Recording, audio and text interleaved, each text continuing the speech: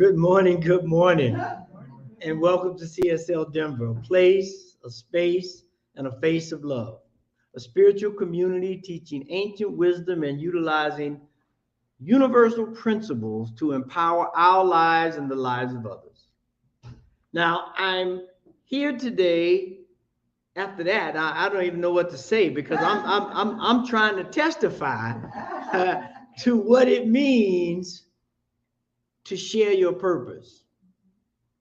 And then I even guess before I even do that, I need to clarify what my purpose is.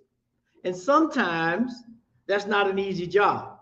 But there's an old saying that I grew up with in the church that said this: if you've never been tested, then you don't have a testimony. So if we're going to live a life of passion, if we're going to share that passion with the world, we have to understand that we take life on life's terms. And as Teresa was sharing from the podcast, this whole idea of attraction, but more importantly of choice, is key to everything we do. It's key to life, it's key to happiness, it's key to sorrow, it's key to everything in terms of what you choose, Now, each one of us has been given a unique talent and gift and expression that today is needed more than any other time on the planet, at least that I'm aware of. Now, I'll leave that just there. But I think history will bear me out that right now we are in need of some clarifying and some testifying and some occupying and some magnifying. We need all these things to begin to live in a world that we intend to be here in the morning when we wake up. Because at the pace we're going, that's sometime in question. We don't know what may happen overnight that can turn everything in topsy-turvy. And if you're not quite familiar or you got a little amnesia, just think about what happened in 2020. Overnight, everything was shut down. So we have to be prepared to share our gifts, because it was because of the gifts and talents and passions that people had that helped us transform that situation into a more amenable situation, right? And so when we are able to do that and jump on this journey of faith, because it is by faith, we walk by faith and not by sight. Nobody saw that coming. There was a lot of prediction about when it was going, but nobody saw when it was going to go away or become more normalized, right? So that was because somebody had a passion about fixing things and repairing things and making people well, that it took place. Now, I want to start by sharing this quote, if you will, by Wayne Shorter. Now, if you don't know who Wayne Shorter is a jazz musician, and he said there are two milestones in life. Two milestones. The first milestone is you're born, and the second milestone is the day you find out your passion and purpose. Nothing else matters. The day you were born and the day you find your passion and purpose. Now, for those who may not be jazz enthusiasts, Wayne Shorter played with anybody and everybody. Played with Miles Davis. He played with Art Blakey. He played with a group that some of you might remember called Weather Report, right? And he just passed away this year. And he has a tune, he has many tunes. He was a prolific composer. But there's one song I would invite you this week to go and search out called Footprints by Wayne Shorter. Fabulous tune, fabulous jazz tune. But that was his point. His point was, after you were born, the greatest thing that could ever happen to you is to find your passion and purpose. Is to find your passion and purpose. So now we know that deep within inside of us, we've learned that through this month, that there is a flame, that there's an emotion, that there is some inspiration and motivation, and all these things collaborate together to create a fire in your soul, a fire in your soul. And we can verify that if we go to scripture, if we go to the Bible and look at this first quote here that we're going to put up from Exodus. And it reads as such. It says, and I have filled him with the Spirit of God, with wisdom, with understanding, with knowledge, and all kinds of skill. Now, we know this was written in a masculine perspective, but that means him and her, right? Because God don't leave anything out. And God has said, for each of us, we've been filled with skills that will allow us to be successful, that will allow us to be who we dream to be. And that dream is only a dream of a seed that was planted before you were born, of why you were here on this planet, what you have to do. Now, he further backs that up in the Bible by saying this on this next verse out of Peter. Go back one. It says, each of you should use whatever gifts you have received to serve others as faithful stewards of God's grace in its various forms. In its various forms. Now, just on these two verses from the Bible, we see that we are each here with a passion. And that we're basically here to serve humanity by displaying them, by using them. But if we don't cultivate them, if we don't clarify them, if we don't testify them, we are leaving a void in the world. Now, we've heard about black holes and how powerful they are and how they kind of suck the energy out of stuff, leave a void.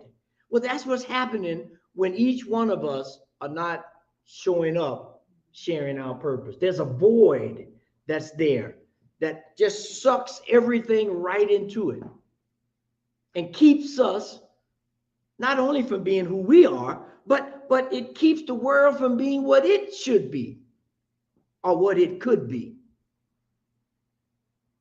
So are you sharing your purpose today?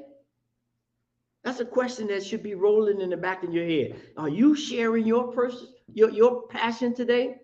Now, in today's language, that may come across as you got to find your voice. You have to find your dance, and then you got to do it. Irrespective of whether you get paid, whether somebody likes it, whether you get cheers, or whether you get your face on Time magazine. It doesn't matter as the person of the year.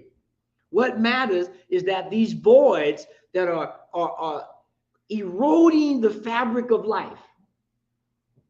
Because God has given us everything we need. Just we got to share it. We got to serve. We have all these skills. Let's make it happen. Now close your eyes for a minute. Think about all of the skills that people have displayed. And imagine what it would be like if they didn't. Imagine what a world would be if we were afraid to share our passion, if we were duped into believing that we didn't even have a passion. What would that do? How would that affect you or serve the world?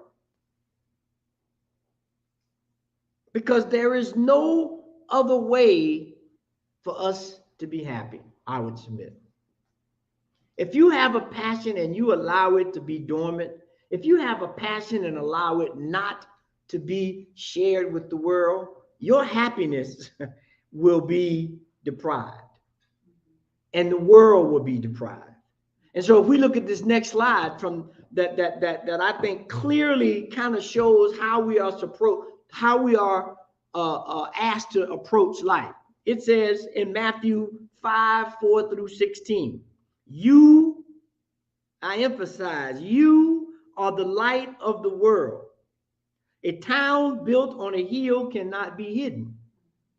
Neither do people light a lamp and put it under a bowl. Instead, they put it on a stand, and it gives light to everyone in the house. In the same way, let your light shine before others, that they may see your good deeds and glorify your Father in heaven.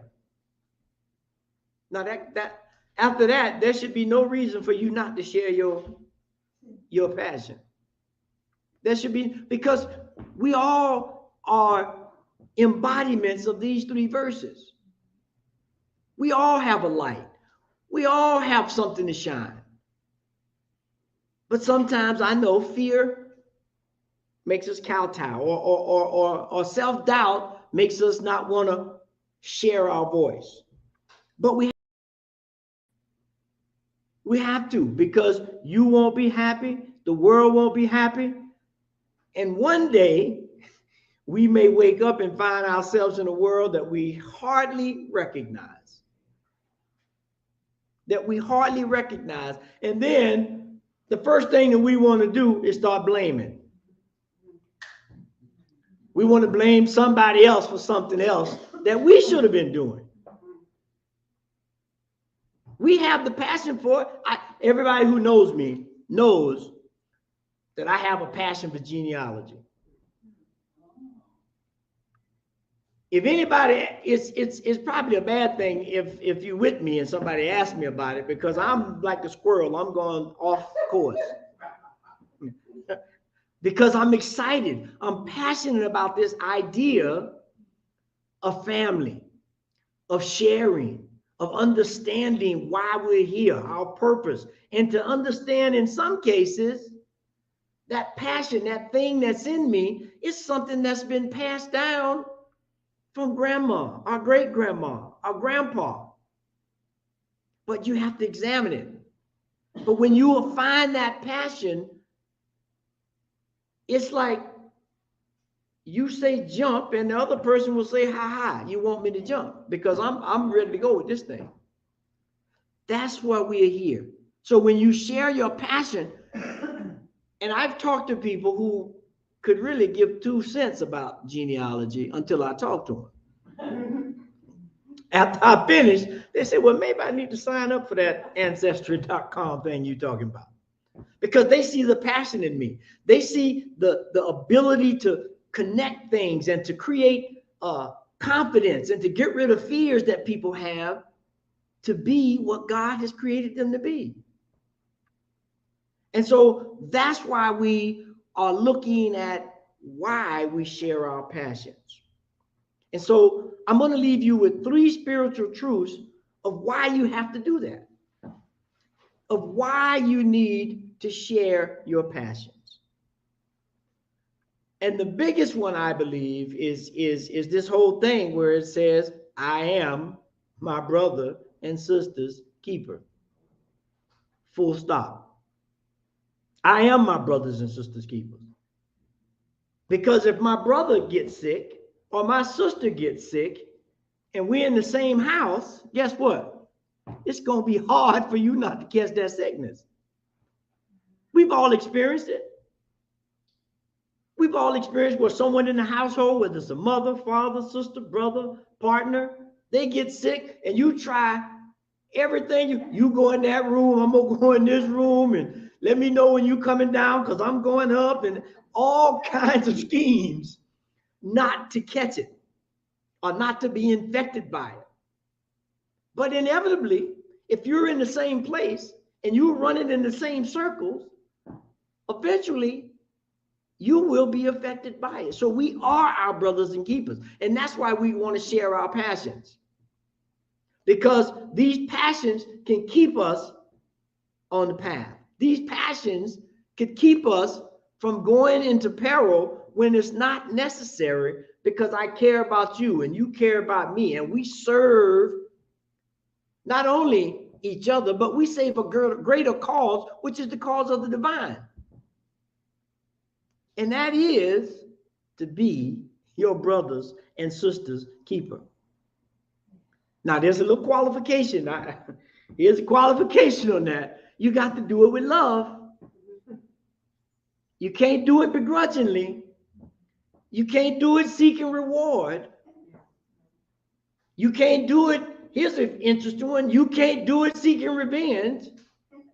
Some people give love seeking revenge. My daughter has a perfect phrase for it. She called it the sweet nasty. The sweet nasty. She's very nice and cordial and formal, but in the back of her mind, she said, "Boy, I really want to do something different here." But you can't do that. She know it. But she said sometimes they get me in that moment, and I just, better than doing what I want to do, I better give them some sweet nasty. But we have to do this with love. We have to do it with love. And by being our brothers and sisters' keeper, it's a tangible thing. It's not just words. Now, we know words are powerful, and we know there's nothing in the universe that was not created without a word or idea or thought. But if we just stop there, we're going to have a void world. You have to put those thoughts, actions, and ideas into a tangible form, and that is by doing something. You have to be active. You have to be active. Now, once you understand that you are your brothers and sisters' keeper, that's why we're sharing these passions. The next thing that falls closely in line is it helps build relationships. Now, who of you today, as they say, tell the truth and shame the devil, does not depend on some relationship with something or somebody, even if it's just a good relationship with your mattress when you try to go to sleep at night? There is nothing in the universe that's not in relationship. Nothing. So we must begin to understand, by sharing my passion, I begin to build relationships. We see the same similarities. We see the same concerns. Now imagine me and somebody else who's in the genealogy get together. That's a problem. I'm telling you right now. If you're trying to get a word in, you won't. If you're trying to leave soon, you won't. Because the passion of sharing and building that relationship and skills and talents of how to go about this work will just consume us. And if we've only met for one time, once we leave, there is a bond, there is a relationship that has been established because of a passion to bring something forth to the world so that no one feels they don't have a place to belong because they don't understand their lineage. No one has a place to feel sorry for themselves because the only story they've been told is a bad story. Are you going to share your passions today? Because we need to build these relationships. It allows us, more importantly, I think, to be our authentic self. To be our authentic self. Now, anybody who knows me knows I'm from the South, and sometimes I can split a few verbs and come up with some things that y'all say, what the heck did he say? But that's authentic. That, you know, if I was to say, like my grandfather would always tell me, some tea. And I'm like, some tea? He said, no, you got to go get some tea. I said, Granddad, what? You got to go get something to eat, some tea. Now, if you don't understand that, you lost. But he was being authentic. It was like, hey, this is what we do. We go get some tea after we work. We have to be authentic. Now, somebody come from the outside and say, I don't know what that guy's saying. I'm just going to nod and smile like we do. Yes. And say, boy, I don't know what's going on. What was he doing? Could have been giving you something to save your life. But that person was being authentic. And that's what building relationships is about. That's what sharing your passion is about. You're not worried about whether it's formally or correct or all of that. It's about something that's in your heart, something that's in your soul that needs to be freed. And when we build these relationships, they begin to be a foundation of solid ground, a foundation of commonality that we want to share our gifts. We want to share our passions. And so last but not least, the capstone, after we've understood that we're our brothers and sisters keepers, that we develop these relationships, you get the opportunity to fulfill your purpose. You get the opportunity to do that because you're already in a mind of, I'm my brothers and sisters keepers, so I have a part to play. No, there's no big and small when I'm trying to save the planet. When I'm trying to save a family, when I'm trying to save myself, there is no big and small. There's only what's necessary. And as you know, once you've done what's necessary, then you must do what's required. Sometimes that requirement ain't part of the necessary because the necessary is in the little box. It's not always authentic. But when you are looking to fulfill your purpose, the why you are here, there is nothing holding you back. Nothing holding you back. And as it's, we are God's gift to the world. We just have to wake up and realize it. We have to put water or put a cover over that fear so that we, kind of like the light. If you put the lamp over the light, it dims it. But if you do that the same thing with fear, it happens the same way. Universal principles work. So let's begin to share our passions so that we become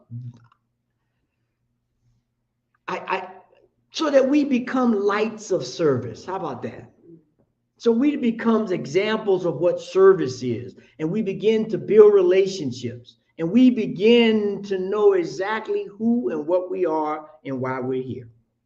When we look at this next slide here, this one is very important, I think. It says, everyone has a purpose in life and a unique talent to give to others. And when we blend this unique talent with service to others, we experience the ecstasy and exaltation of our spirit, which is the ultimate goal of all goals. That's it.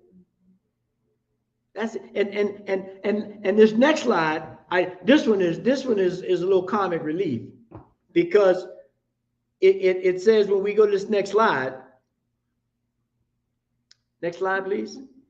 Harvey McKay, who's a columnist and a businessman, he says even the Lone Ranger didn't do it alone.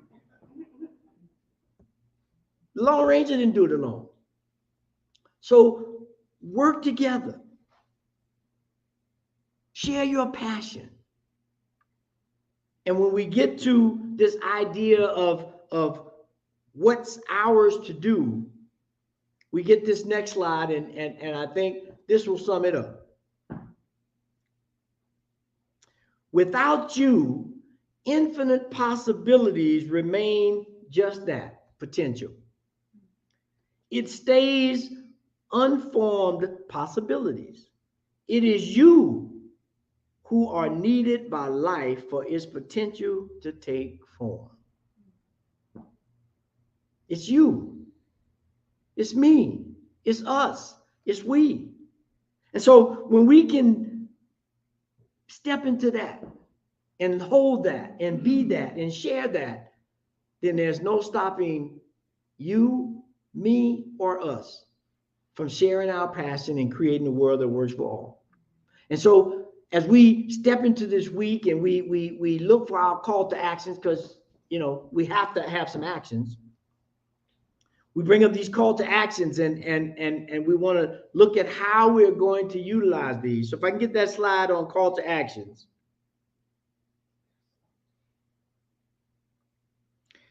First thing, take some time this week in nature where the voice of the divine is unmuted. Don't take your radio, don't take your earphones, don't take none of that. Take yourself into nature and just listen to the unmuted voice of the divine. And after you've done that for a while, then contemplate the idea that you have everything you need to fulfill your dreams by sharing your passion. By sharing your passion. Because when that happens, something will be stoked within you. Something will be heard in that divine conversation. And you will be charged to lead a life that is exemplary. I like to close with this summary. Sharing your passion is not just about self-expression. It's about fulfilling a higher calling, a journey of faith in faith. It reminds us that our passions are blessings meant to be shared with all. We contribute to a world that is more inspired, more connected, and filled with God's love. So let us go forth from here, ready to share our passions and make a positive impact on the world and those around us. And so we use this affirmation to anchor that in so that we know exactly what the touchstone is so we can get that affirmation. The affirmation for the week.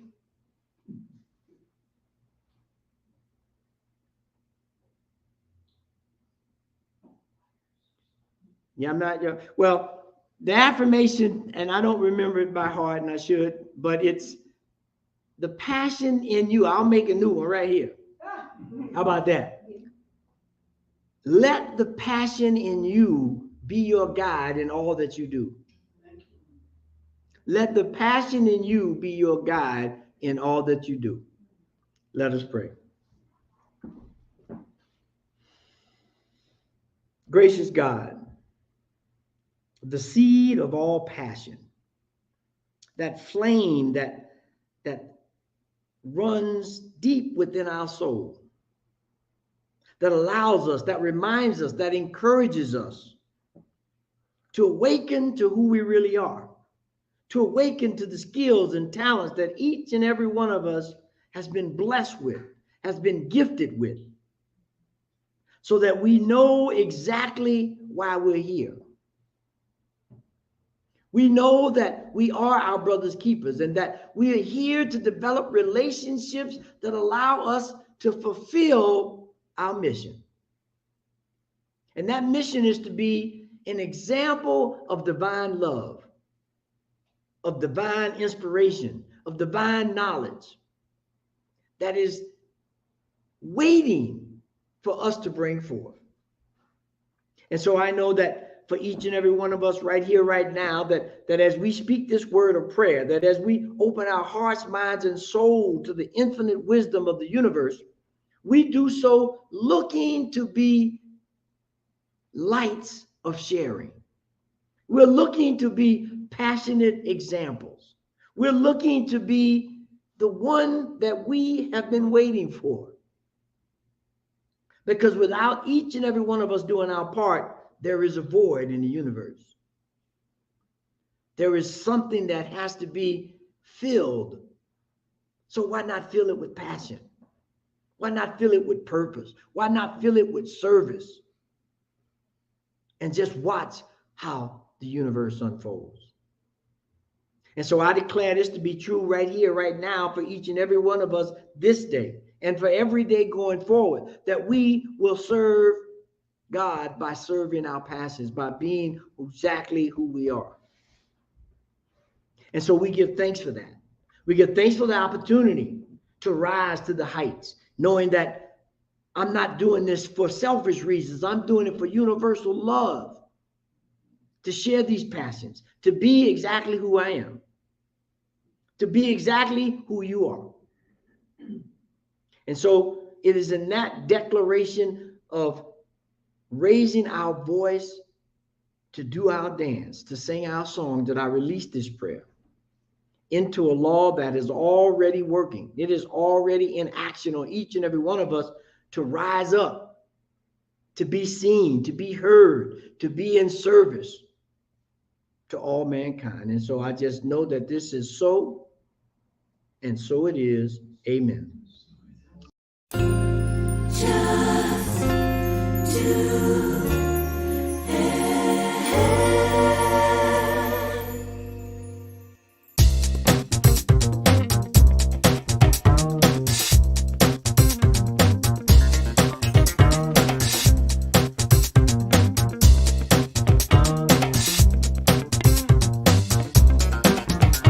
Just do it. Don't talk about it.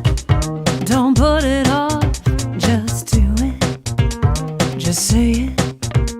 I'll speak my truth. I'll state my needs. Just say it. Just claim it.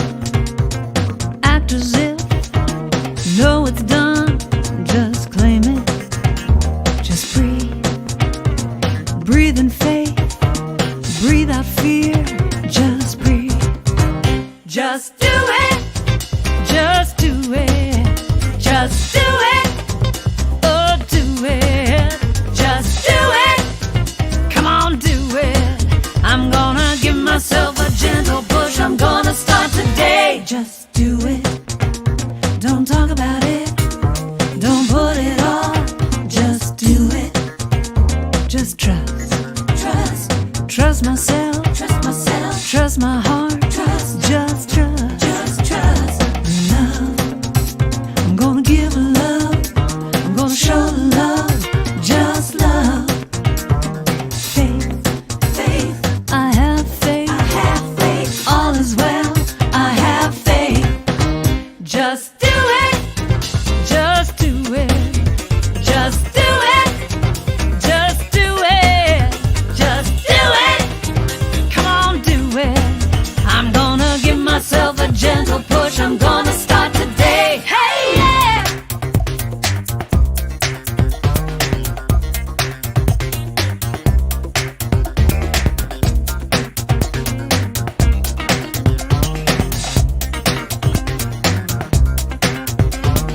Every time I criticize and focus on my flaws, I don't realize that I am worthy and capable, and I deserve to have it all. So now's my time to rise and shine, go for the dreams that are in my mind. Take one small step and not be afraid, cause with faith and love, I've got it made. Just do it. Just do it. Don't talk about it. Don't put it off. Just do it. Just do it. Just do it. Whatever I want. I'll start today. Hey, just do it. Just